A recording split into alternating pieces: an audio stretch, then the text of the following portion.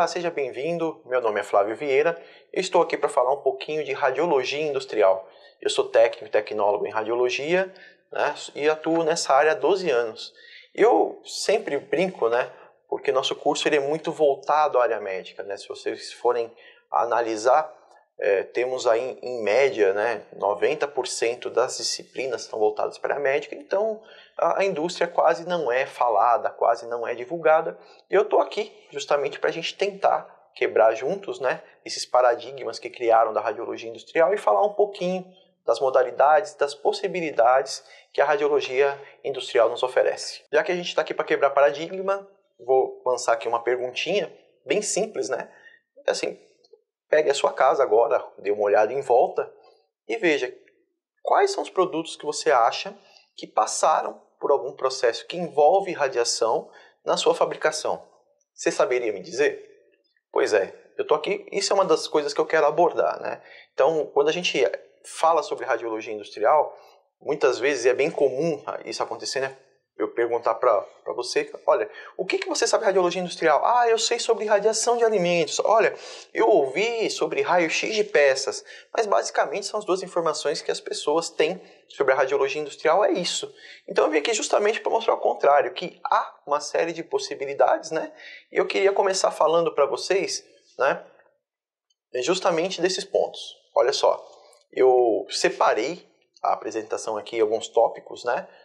Então, coloquei lá a importância da radiologia industrial e pesquisa, problemas das sociedades que poderiam ser resolvidos com o uso das radiações, o que é a radiologia industrial, a aplicação das radiações na indústrias e qualificações e mercado de trabalho, que também é uma parte bastante importante, né? Uma das coisas também que a gente escuta muito no mercado é as pessoas, né? Olha, a radiologia industrial é um mercado muito fechado, mas ganha bem. Então a gente vai discutir para saber se até que ponto isso é verdade, até que ponto isso não é verdade, né? Então eu vou convidar vocês aí para a gente literalmente fazer um bate-papo, que essa é a ideia, né? Lógico, vamos ter como fazer perguntas, vamos ter como responder em mensagens posterior, mas a ideia é essa, é mostrar para vocês uma possibilidade muito real que se chama radiologia industrial. Eu falei sobre soluções, né? Uma das coisas que eu sempre falo que a radiologia industrial está num processo evolutivo muito grande, né? O mundo, e a gente fala isso de um modo geral, em termos de tecnologias, tem evoluído. Vocês vão lembrar que pouco tempo atrás nós tivemos aqui, principalmente em São Paulo, a questão da crise hídrica, né?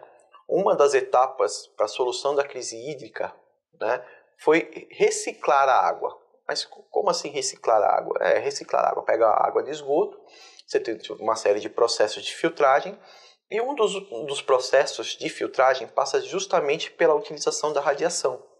Então você utiliza a radiação ultravioleta para deixar essa água estéril e potável novamente.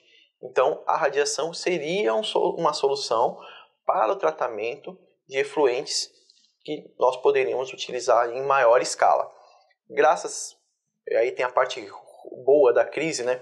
Graças a essa crise nós desenvolvemos isso. Isso já era utilizado há muito tempo atrás em aquários.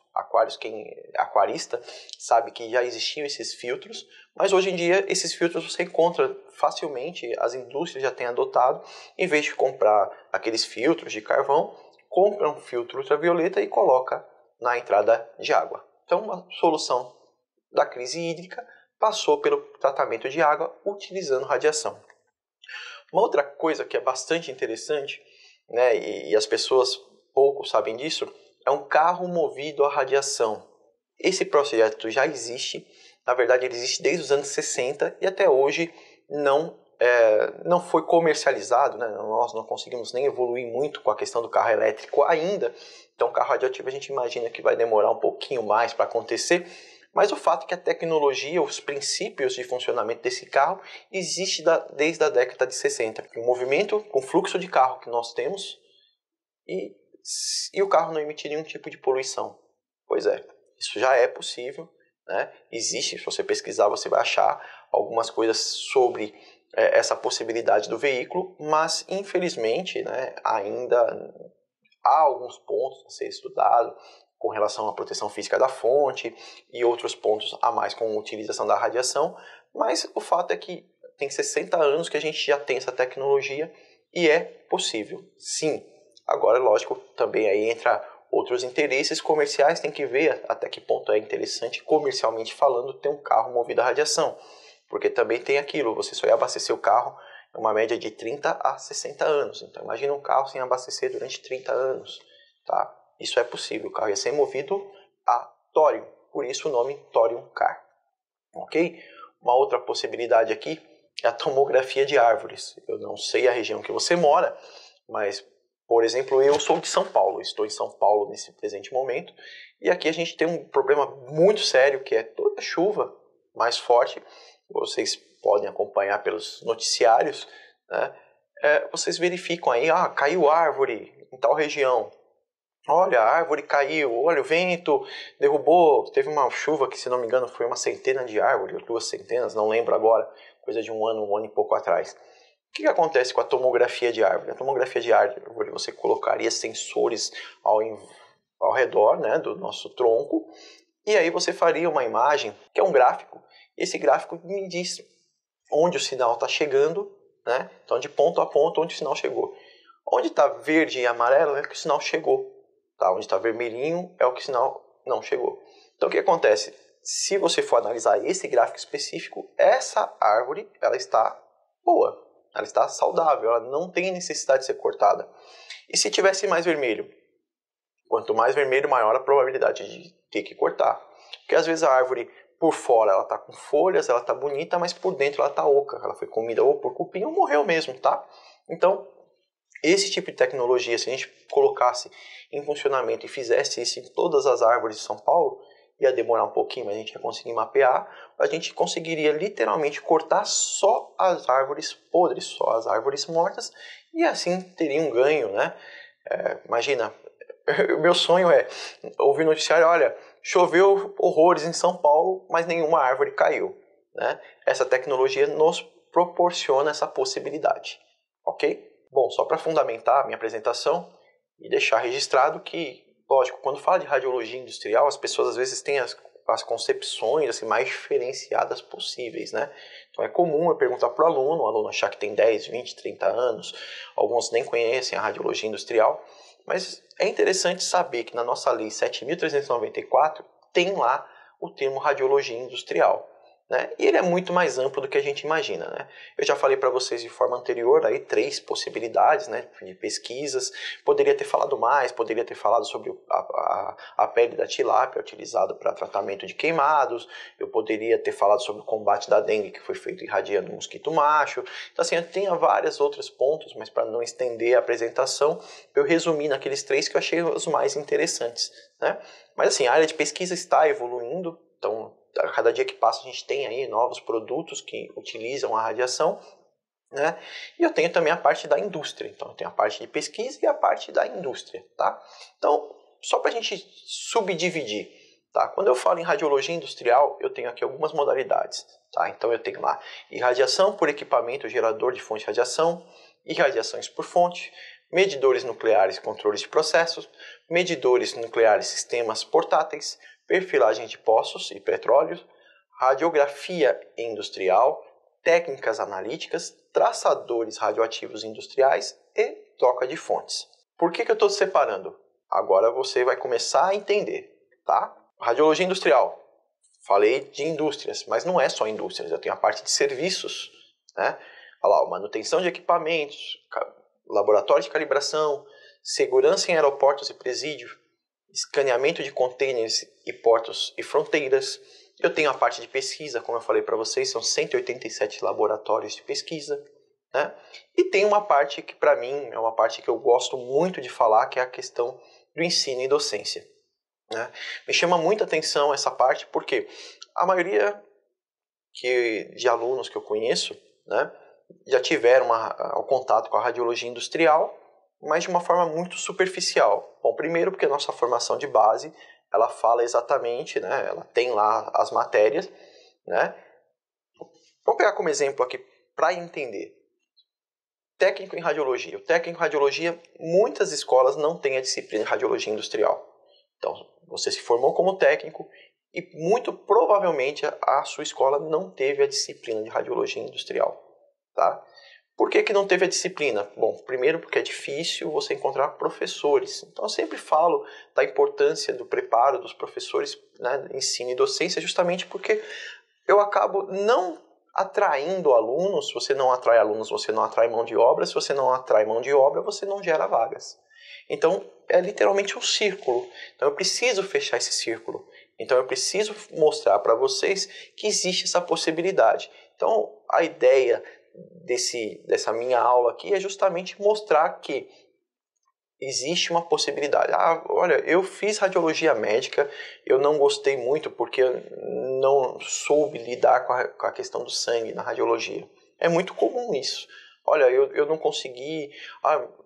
então, olha só, existem outras possibilidades dentro da radiologia e uma delas é a radiologia industrial, tá bom? Lógico que para isso eu preciso de alguém para te apresentar, né? E aí é onde eu bato na tecla do ensino e docência. Eu tenho a maioria das escolas sem a disciplina. Não é incomum a gente encontrar professores que não são da área da radiologia industrial dando aula de industrial. Então você pega lá um artigo, você pega lá um link de YouTube e aí você passa para o aluno e fala, olha, isso aqui é radiologia industrial. Não, não é. A radiologia industrial é ampla, como eu vou mostrar para você a partir de agora, ok? A primeira aplicação que eu quero mostrar para você é a técnica analítica, tá? As técnicas analíticas. Você está vendo esse equipamento aí na mão do cidadão aí? Esse equipamento nada mais é que um aparelho de raio-x menorzinho, chega a ter uma potência até 40 kV, e ele serve para quê? Eu vou mostrar para você, mostrando essa adaga aqui. Nossa, professor, o que essa adaga tem a ver? Essa adaga ela pertencia a um rapaz chamado Tutankhamon, um faraó egípcio, vocês já devem ter ouvido falar. E foi muito interessante que durante muitos anos intrigou os cientistas e as pessoas que estudam arqueologia de modo geral, porque essa faca foi encontrada junto ao corpo dele. Mas na caverna onde ele foi descoberto, né, foi encontrado, tinha tanto ouro, tanto diamante, várias, enfim, relíquias, né?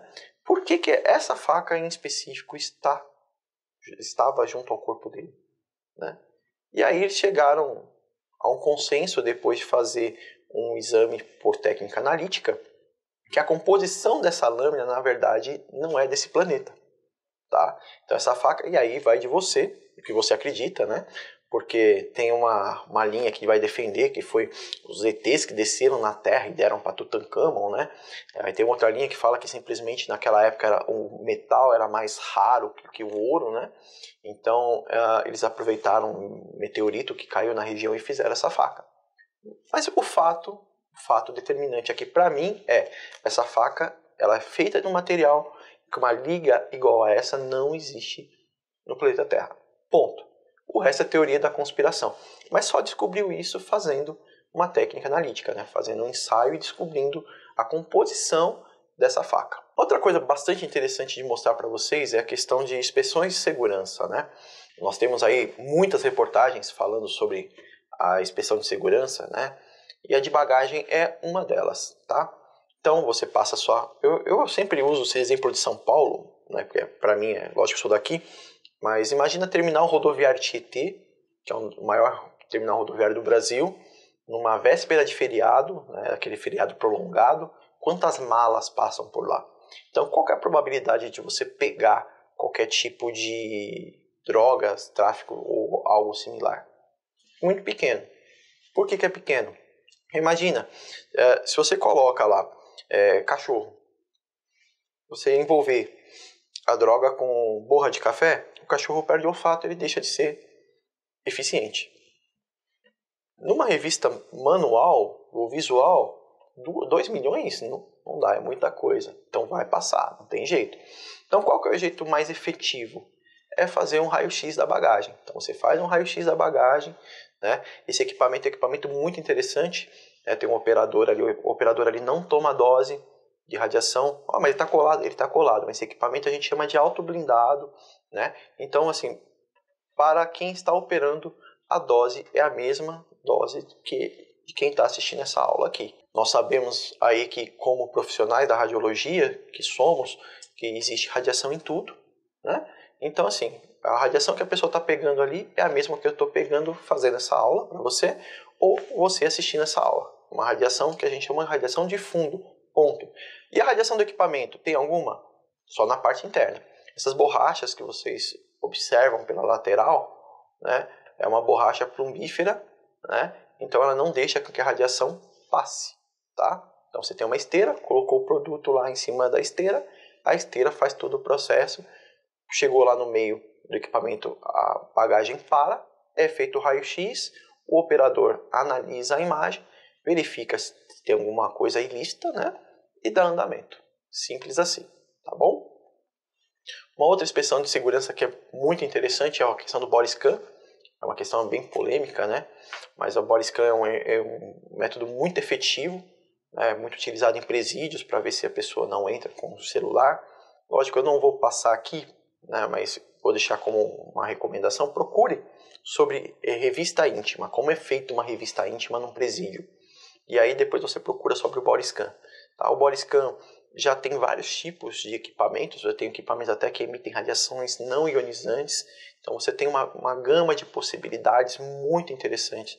Lembrando que todo presídio tem, todo aeroporto tem, a gente tem aí uma tendência que no futuro, eu sempre falo isso, né, é que o Brasil, graças a Deus, é um país que ainda não teve nenhum atentado terrorista, então o nível de segurança para você entrar em alguns locais aqui é menor do que outros países. Mas no futuro, muito provavelmente, esse body scan seja uma coisa mais de rotina em mais instituições, não só presídios, não só em aeroportos.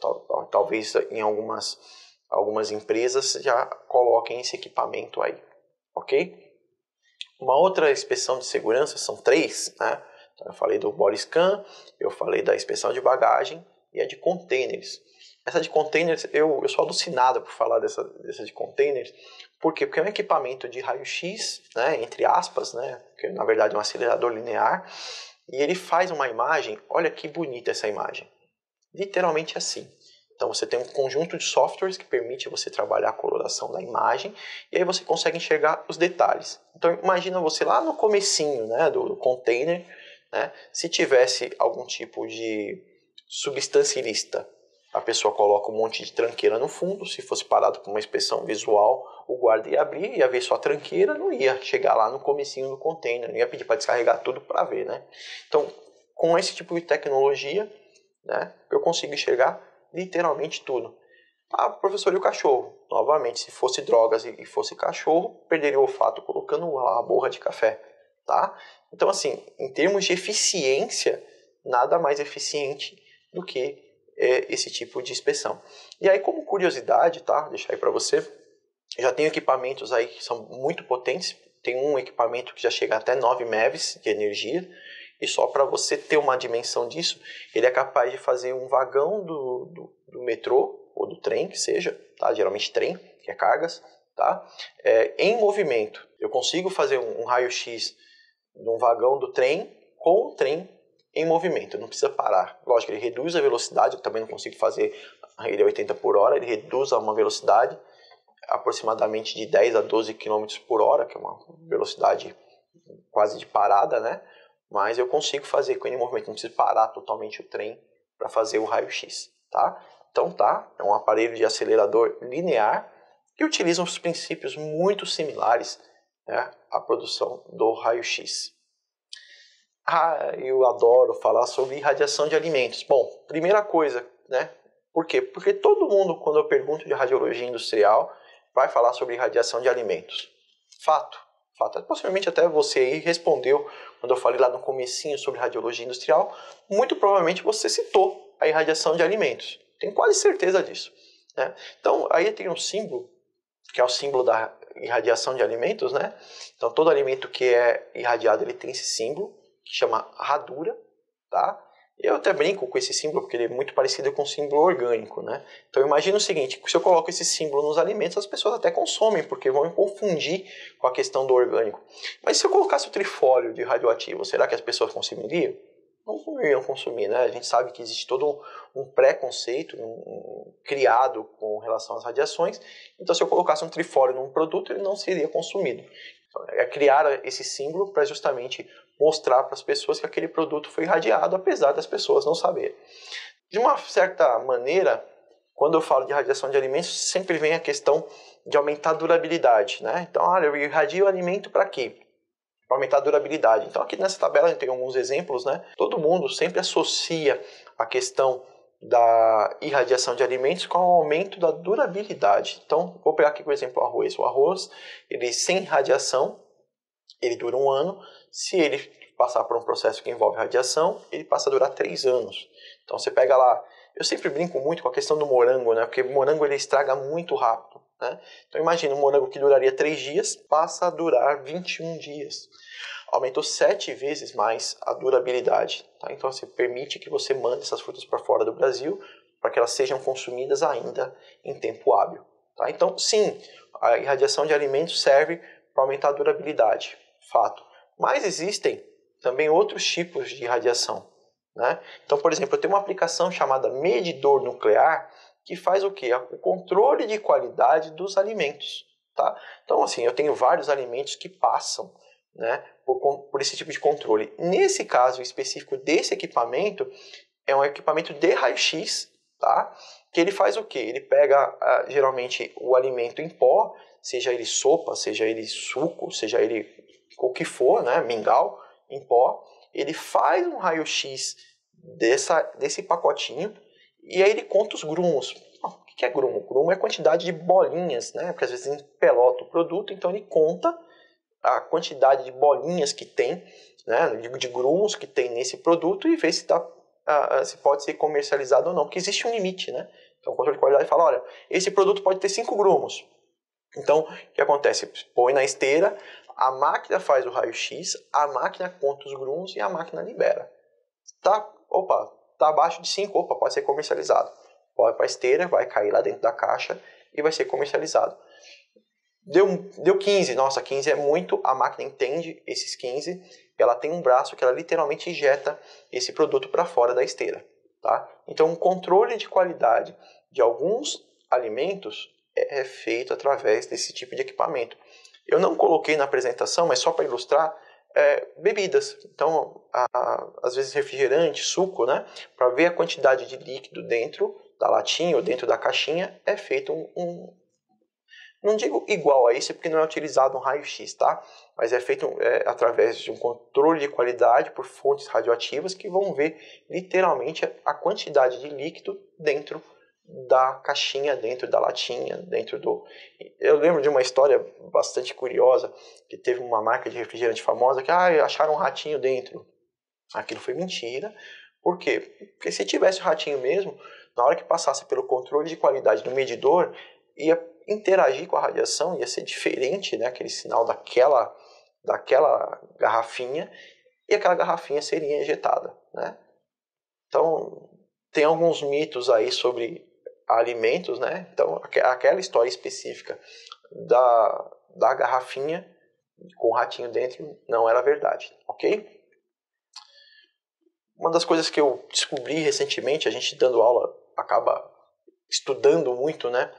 É a tomografia industrial. Eu sei que tem vários amigos meus aí que são referências em tomografia. Olha, eu sei mais que eles, né? Porque eu já falei tomografia de árvore, eles não falam de tomografia de árvore. Agora eu vou falar de tomografia industrial. Tomografia industrial é muito interessante, né? Ela permite que você faça imagens muito ricas, né, de vários tipos de peça. Então você consegue fazer reconstrução 3D. Então, às vezes uma peça por fora ela tá bonita, tá até pintada, você não consegue enxergar nenhuma descontinuidade, mas quando você faz um exame de tomografia, você consegue enxergar, você consegue ver por várias visões, você consegue ter um software que você consegue trabalhar essa peça em 3D, né? E aí você consegue ver pequenas descontinuidades, pequenas diferenças. Olha, essa parte aqui está mais gasta, essa parte aqui está mais porosa. Então, só para você ver aí, né, acompanhar aí com a gente. Nessa segunda imagem, ela tem uma descontinuidadezinha. Essa descontinuidade ela não seria vista a olho nu, ela não seria vista de outra forma, tá? A não ser pela tomografia. Por quê? Porque ela está interna Então, assim, essa imagem, essa peça, na verdade, ela é pintada, né? Então, se você batesse, você não ia conseguir verificar. Se você fizesse um outro tipo de ensaio, você não ia conseguir verificar. Então, através dessa imagem aqui, eu consigo detectar, né? Então, assim, é muito rico isso. Eu posso utilizar isso em vários produtos, né? Eu tenho a questão dos botijões de gás, que é feito raio-x para verificar a solda. Eu tenho a questão de tubulações. Eu tenho aí vários e vários produtos, né, que utilizam radiação para verificar, né, a peça se está com algum problema ou não. Controle de qualidade, tá bom? Uma coisa que é muito importante falar é a questão da potência, né? Eu até coloquei aqui uma observaçãozinha, né? Porque às vezes eu mesmo não tinha dimensão. Eu falei, mas quantos kV será que precisa para fazer de uma peça, né? Os aparelhos de tomografia, elas têm uma variável que vão de 80 até 450 kV, ok? Vamos lá. Nossa próxima modalidade é a radiografia industrial. Eu sei que eu já até falei um pouquinho da radiografia industrial quando eu mensurei sobre a tomo, né? Tomografia industrial. E eu sei que já falei também sobre a descontinuidade. Você pode ver através do raio-x, através da tomografia. Verdade. Agora tem outras aplicações da radiografia industrial e foi essa a minha preocupação, né? Tentar trazer novidades. Então, uma das novidades, não é tão novidade assim, é a utilização da radiografia industrial para obras de arte. Mas o que eu quero ver nesse quadro? Para que eu vou fazer um raio-x nesse quadro? Esse quadro, a partir do momento que você começa a fazer o raio-x, você consegue ver por baixo da pintura. Tá? Então, aquelas obras de arte são muito famosas, eles costumam fazer um raio-x para entender como ela foi pintada. Aqui, por exemplo, eu estou mostrando uma imagem que é justamente isso. Ela passou pelo raio-x e é feito a exclusão de camada por camada através da utilização da radiação, de técnicas específicas, e eu consigo enxergar literalmente o que tinha por baixo da tinta. Tá? Isso, como eu falei para você, é muito utilizado nas obras de arte, principalmente aquelas de grande valor. A Mona Lisa, por exemplo, né, ela é um exemplo clássico. Ela foi irradiada várias vezes, não só para aumentar a durabilidade dela, mas também para entender como ela foi desenhada, né? E aí a gente pesquisa na internet, tem vários artigos sobre isso.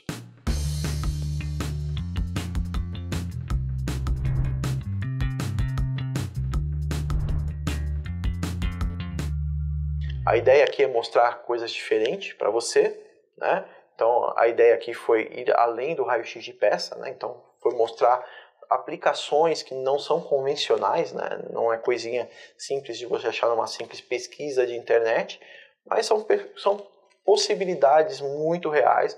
A gente percebe aí que as aplicações da radiologia industrial só têm evoluído, muita coisa tem acontecido, muita coisa vem crescendo, né? Um ritmo muito grande nos últimos anos, né? Então a ideia principal qual que é? Mostrar para vocês possibilidades novas. Se eu estou falando de possibilidades, eu tenho que falar sobre mercado de trabalho, sobre qualificações. Bom, eu falei bastante sobre algumas aplicações que eu considero como diferenciadas, eu falei um pouco sobre pesquisa, falei até um pouco sobre docência, então eu vou finalizar aqui falando sobre qualificações e mercado de trabalho. Nós temos aí várias agências que regulamentam a radiologia industrial, tá? Não vou entrar em mérito de uma por uma, porque demoraria demais, seria muito tempo. Eu vou focar no CONTER, que é o nosso Conselho Nacional dos Técnicos em Radiologia. Então, o CONTER soltou uma resolução que fala que tanto o técnico quanto o tecnólogo em radiologia precisam ter um curso de 360 horas para poder atuar na área. Isso serve tanto para o técnico quanto para o tecnólogo, tá? Mas tem diferença? Qual que é melhor, eu ser técnico ou tecnólogo para trabalhar na indústria? Aí eu sempre respondo da seguinte forma, depende, tá? Como técnico em radiologia, você pode ser operador. Então, os técnicos em radiologia são operadores, isso tanto para a CENEM quanto para a BEND, eles podem ser operadores.